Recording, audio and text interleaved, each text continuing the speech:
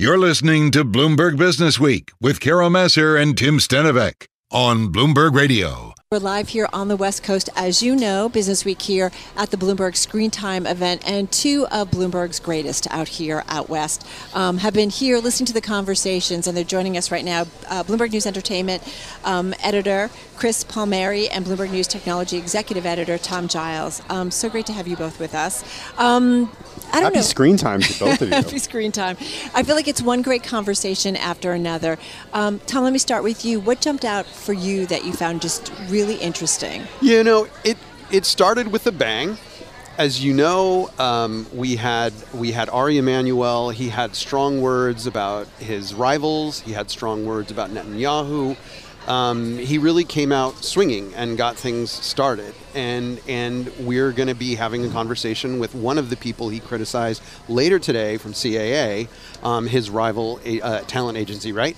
And so that dialogue will continue. Right. And that conversation will continue. He was actually very specific about some of his criticism. That to me stood out about the people in charge, and then going back to Harvey Weinstein, right? I mean, he was pretty critical. Just came out swinging, had some very strong words, accountability. He wants there to be accountability. Yeah. But mind you, this is his rival. This is his competitor. It's very much in his interest to raise questions about this. So you have to take it with that. But he also raised questions about some of the female actors who are represented there and asking whether should they be saying more? Should Meryl Streep, Margot Robbie, name check two of the hottest stars in Hollywood right now. Yeah. Should they be saying more? It's a question that he raised. But that's really just the beginning. I just got out of Issa Rae, who was talking about her concerns about AI. And can AI take can they use an artificially created image of an actor like her? She called it horrifying. She compared it to a Black Mirror episode. Right. So she really outlined, she really articulated what the concerns of actors like her when they're at the table, at the negotiating table. The strike is, very much in the backdrop of this whole set of conversations. Questions about why is there an impasse? Go ahead. Well, Chris, come on in, because I know before we got going, you two, Ari Emanuel, really stood out for you. Walk us through that a little bit too. Look, if I seem excited, it's because I'm not just a hype machine here. I've been to so many of these conferences that are such duds, and I was a little worried, but this is not a dud. This has been News Central. I mentioned we do these things, 5 takeaways, and we have big events, and we could do 5 takeaways just on Ari alone. He was so strong. Obviously, there was the issue about the Harvey Weinstein and the CAA suit that Tom talked about, but he came off saying right at the beginning that Benjamin Netanyahu, Prime Minister of Israel, should step down after what happened last weekend. Got a lot of coverage all around the world. A very, very heartfelt statement from him, and he gave his reasons why. He did some handicapping on all the big media companies that we follow. He said, I would not be buying Paramount right now. He said Fox has got a really older generation, a lot of family dynasty issues there. But he threw his support behind Warner Brothers CEO David Zaslav and also Bob Iger, a man who's been getting a lot of criticism lately. And by the way, when I was looking at all the coverage he was getting, we even got pickup in the wrestling websites about what he said about. Well, it makes sense given what he oversees now. Talk a little bit about that and his transition from being the super agent to now being CEO of a company that oversees so many different entertainment assets. Well, the big news there was that they debuted this big stock. TKO is the ticker symbol, and it's the combination of the UFC and the World Wrestling Entertainment, and it's supposed to be this combat sports powerhouse, and it is, but it's kind of tanked recently, and one of the reasons is they had high hopes for the new TV rights. It turns out NBC is not keeping the show that they had, and so one of the things he said is look, everything's up for negotiation. There's 6 other bidders that could take it, and we could move the night that the show is on. Right. And so got a lot of attention in that community. And then it almost tees into what's coming later with Brian Lord. They are going to have a little cage match this event today. So it's been a lot of news here. Well, I want to go back to artificial intelligence because we talked to the CEO of Sundance Institute, and she said, for independent filmmakers, technology and AI might be helpful. They've got limited budgets. And so it was just a different way of thinking about all the concerns that we talk about AI. Talk to us a little bit more about, because this is coming up a lot here, Tom. Well, how can creators, small creators who don't have big budgets behind them, what are the tools that they can use, AI tools for production, for making their content really stand out?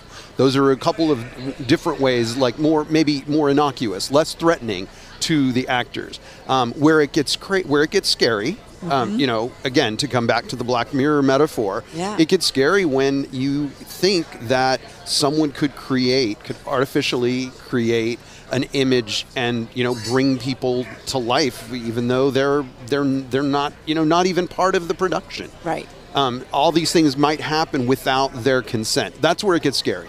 Well, that's a perfect segue, Chris, into the backdrop of what's happening with Screentime right now. I mean, the writer's strike has been resolved, but the actor's strike certainly hasn't. AI is a hang-up there. Talk to us about what we heard from Ted Sarandos, co-CEO at Netflix. This is a guy who's been at Netflix since almost the beginning.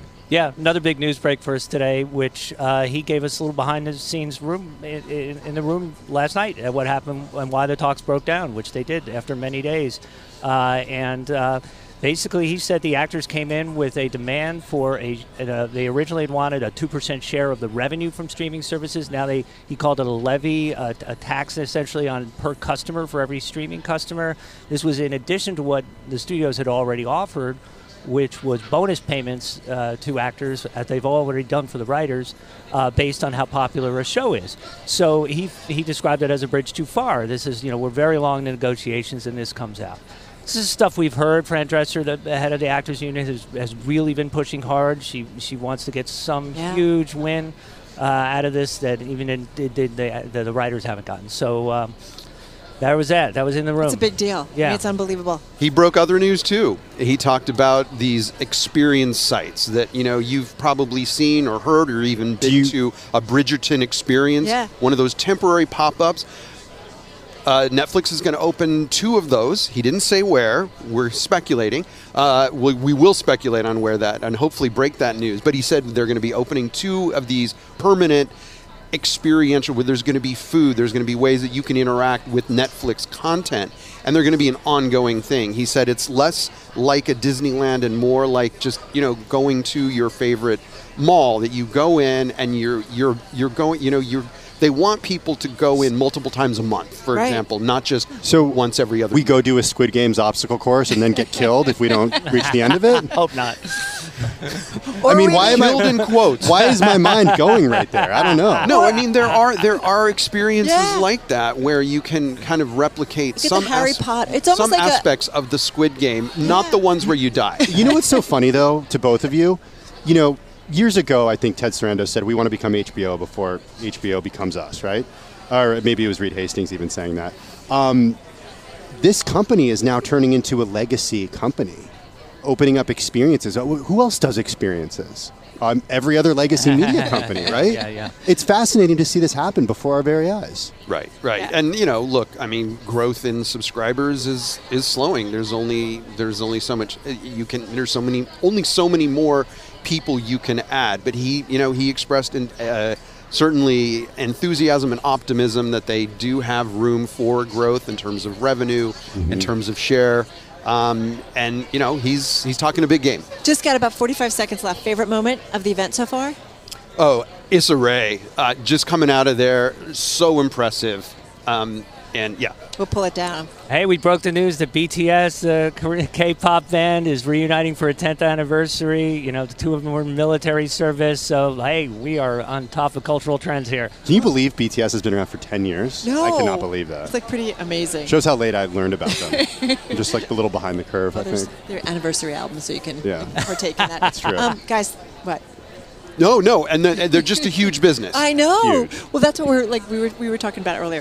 Thank you both. So appreciate it. I know it's been a busy day. Tom Giles, Chris Palmeri, thank you both. Thanks for having us. Enjoy the rest. We're looking forward to the remaining coverage and keep on breaking the headlines and news. Thank you. All right, you guys are listening and watching Bloomberg Businessweek, and this is Bloomberg Radio.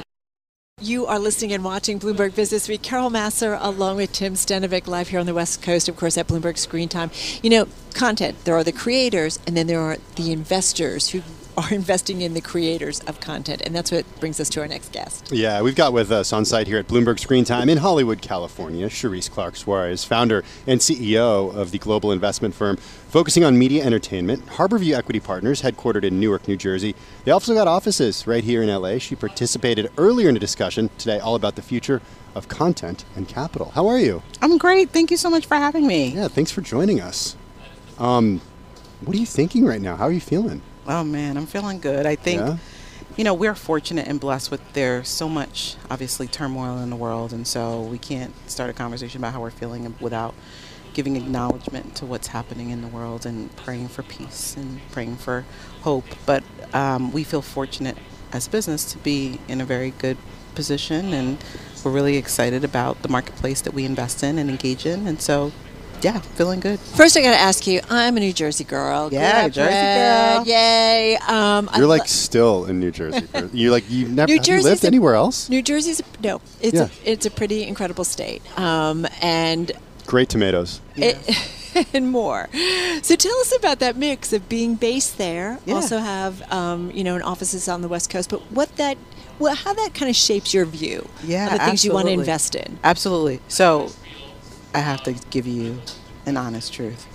Don't tell me you hate New Jersey. No, girl. I'm a Jersey girl convert, but I'm really a New Yorker. Okay. You know, growing up as a New Yorker, it's a little sacrosanct to come across the Hudson, but I love Jersey, and I've inherited Jersey in a special place in my heart. We're based in Newark, New Jersey, proudly based in Newark, New Jersey, and a lot of that was because we saw the incredible connection in New Jersey's revitalization between arts and culture and how they're thinking about the next generation of development in Newark, New Jersey. So we're so excited to be there. It's actually a very natural adjacency for our business to be based in Newark. We're right across from the Prudential Center, right across from the Grammy Museum.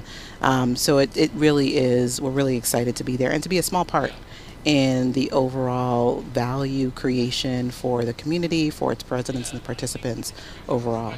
And so we think that we're in the center. You know, the truth is, like for all of us old history buffs, that actually New Jersey was Hollywood East back in the day. That's right. All right. So for us, newly found Jersey girl, I grew up in Queens, so don't hold it against me. But for us Jersey girls, right, you know, Hollywood East was New Jersey. So very excited and proud to be there.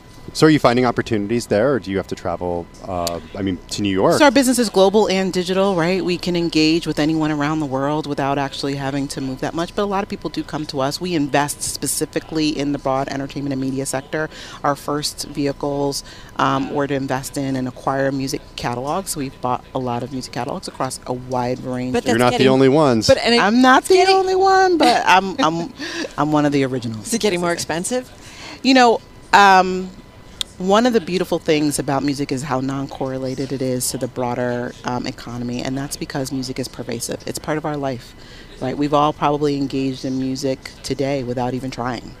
And so the value of music continues to expand as the ways to engage in music continues to develop and over time. So, 10 years ago or 15 years ago, we didn't know or have the platforms to digitally engage in music on a daily basis. So yeah, it gets more expensive as more monetization things come online.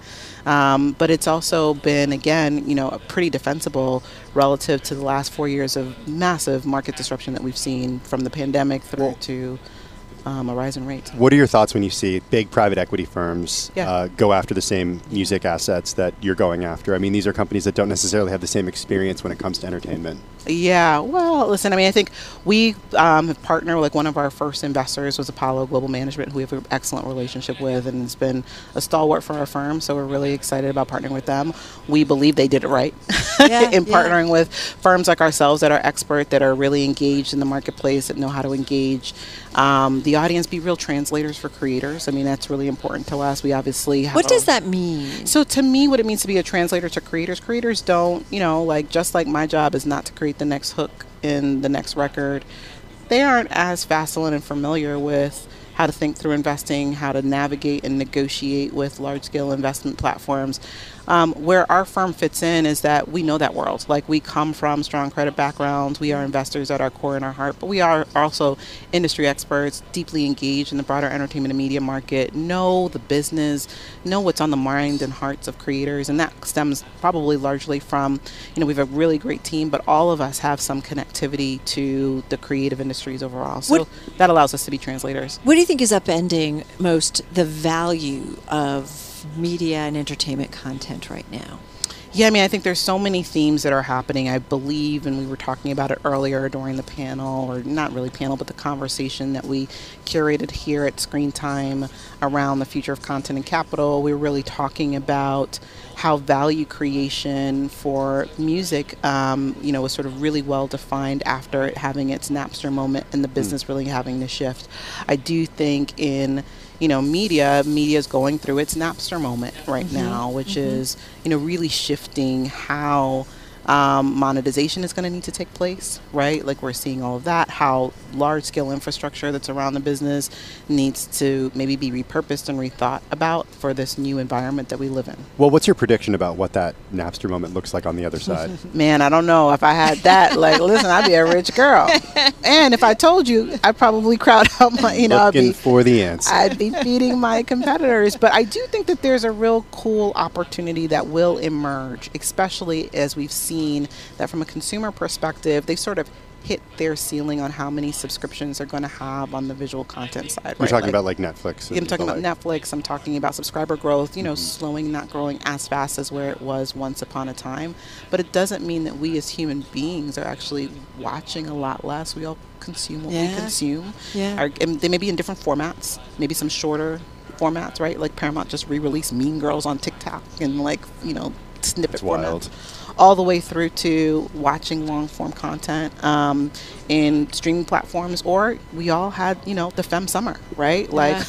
We showed up in pink. Yes, Greta. We showed up in pink. Thank you for taking us back to the movie theater and bringing it in so expertly. And it was an experience. It was fun to laugh with people in a news theater. Laugh with or people, cry. People. Yeah. And really kind of bridge generations. I brought my 11-year-old daughter to being, a mid-40s woman who played with Barbies. So it really did bring us together that way. We have to run. Thank you so much. Oh my goodness, this was great. Thank you for having me. Sherrese Clarke Soares joining us from HarbourView Partners.